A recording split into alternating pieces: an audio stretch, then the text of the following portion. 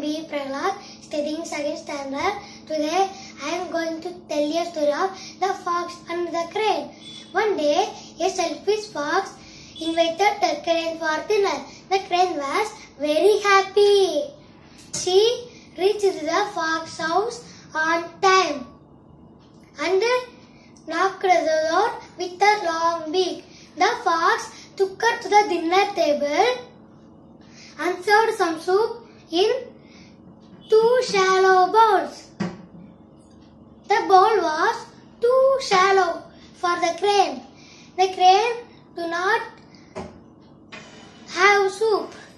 The fox licked up his soup quickly. The crane was angry and upset. She did not show her anger. To teach a lesson to the fox, invited him for dinner the next day.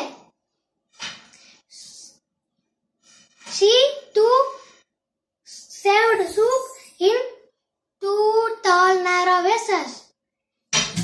The crane finished the soup. The fox do not have soup.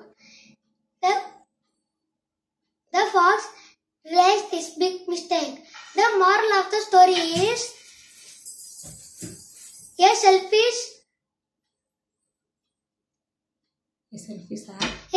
act backfires sooner or later. Thank you.